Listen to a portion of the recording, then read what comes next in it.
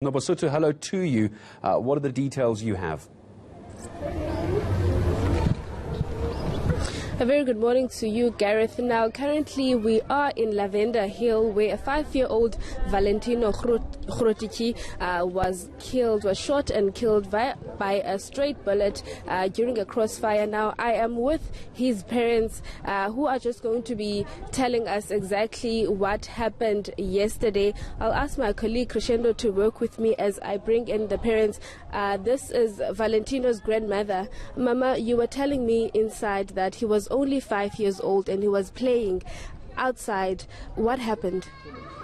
When I came here last night to my daughter, when she called me at home, and she told me that her son died by a shooting accident, I immediately started to call my family, and they bring me here to Lavender Hill to be with my daughter.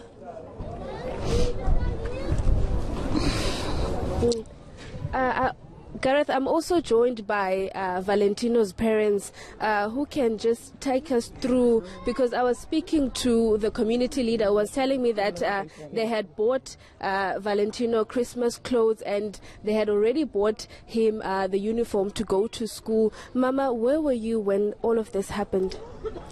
I was inside the house with my baby. I saw everything.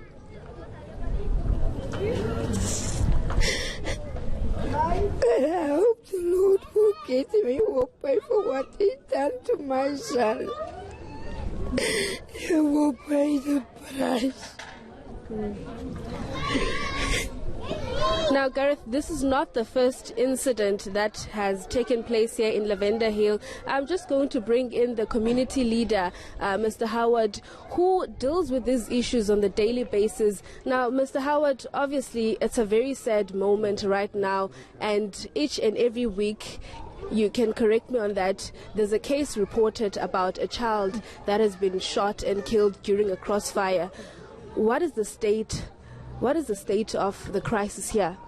I think from the community point of view, we are quite outrageous, seriously, to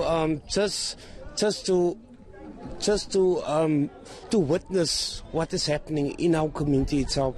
I think it is unnecessary what's happening here, and I think the police, I think they're doing properly nothing. But I'm not. We understand that the army as well as the police, they are deployed in the Cape Flats. Are they patrolling in this particular vicinity? They come and they go. But at the end of the day, for innocent people to get involved in terms of the shooting, we don't understand what is their motive or why they're doing all these type of things itself. But we sitting here as a community itself, we doing what we have to do. And the bad thing is, it's about 2-3 days before Christmas. To have such strategies in our community itself, it is unsatisfactory. Seriously, for us as a community, we have to stand together itself. We know exactly who the perpetrators is itself. We have to come about itself and do something according to what our children is going through itself at the end of the day. Because at the end of the day, it's not us that's being affected itself. It's our innocent children itself. So I'm saying itself, from today onwards, nothing and if the police is not going to do anything itself, the community is going to stand up itself and just to fight back, irrespective without guns or without the police itself. We as a community, without anything, as our power we have here, we're going to do that itself. And that's exactly what we're going to do. All right. Thank you very much, Mr. Howard. That was the community leader here in Lavender Hill, also speaking with the parents of Valentino Hrotiki, who was shot and killed in a crossfire late yesterday. Now, Gareth, in your intro, you did mention that at 11:30 there will be a march from Parliament, from civil society organizations, which includes moms, who are marching for peace.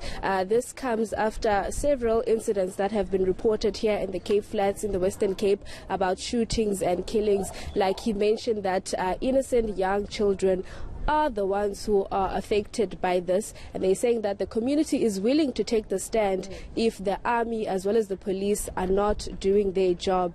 Back to you. Just before I let you go, Nobosuthu, what are the police and authorities saying this morning? Is anyone in the area? Are they addressing the families or the community, or have you heard from authorities?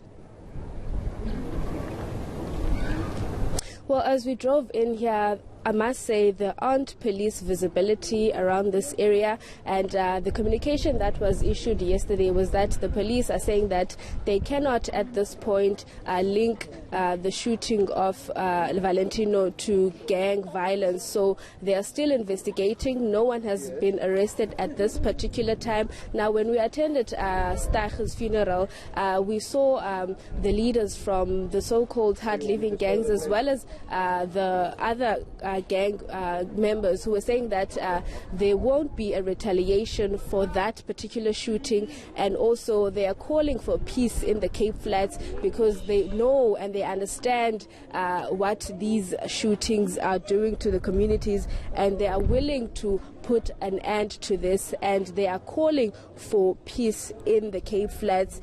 We also heard from the grandmother who was saying that this shooting happened 3 days before Christmas, and I've also mentioned before that Valentino's parents had already bought him Christmas clothes as well as his uniform because he was expected to start grade R next year, but those clothes will now have no one to wear at this particular time. Incredibly sad story, incredibly brave of the family to speak to you on television this morning. Nobosuthu, thank you very much. Very difficult story to cover, especially dealing with families in grief. Nobosuthu Hajana down in Cape Town for us. Ahead of that March for Peace, as she mentioned, expected to get underway, if I heard her correctly, 11:30 this morning down in Cape Town.